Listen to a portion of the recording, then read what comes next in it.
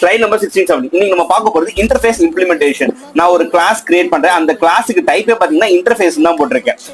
இப்போ நான் அதுக்கு கீழே 2 ஃபங்க்ஷன் போட்டிருக்கேன். பேன் ஒன்று கொடுத்திருக்கேன், ரீஃபண்ட் ஒன்று கொடுத்திருக்கேன். இதுக்கு முன்னாடி வீடியோ பாத்தீங்க அப்படின்னா அப்ஸ்ட்ராக்ட் யூஸ் பண்ணிருப்போம். அப்ஸ்ட்ராக்ட் என்ன பண்ணுவோம் அப்படின்னா அப்ஸ்ட்ராக்ட் பொறுத்த வரைக்கும் எக்ஸிக்யூட்டும் ஆகும், அதுல அப்ஸ்ட்ராக்ட் கிளாஸும் போடும். ஆனா இதுல பாத்தீங்க அப்படின்னா இன்டர்ஃபேஸ்னால இதுல இந்த பேமெண்ட்டை எங்கெல்லாம் இம்ப்ளிமெண்ட் பண்றீங்களோ அதுல பேயும் ஆட் பண்ணணும், ரீஃபண்டையும் ஆட் பண்ணணும். இப்போ நான் கிரெடிட் கார்டு ஒரு கிளாஸ் போட்டிருக்கேன், அதுல இம்ப்ளிமெண்ட் வந்து பேன் பண்ணிருக்கேன். இப்போ நான் இங்க வந்து நான் ரீஃபண்டை கட் பண்ணிட்டேன் அப்படின்னா, அதாவது இம்ப்ளிமெண்ட் பண்ண கிளாஸ்ல கட் பண்ணிட்டேன் அப்படின்னா எனக்கு இங்க எரர் வரும். இப்போ இங்க திருப்பி போட்டுட்டேன். இப்போ நான் என்ன பண்ணுவோம் அப்படின்னா இன்டர்ஃபேஸ் வந்து எக்ஸிக்யூட் பண்ணாது, அப்ஸ்ட்ராக்ட் வந்து எக்ஸிக்யூட் ஆகும்.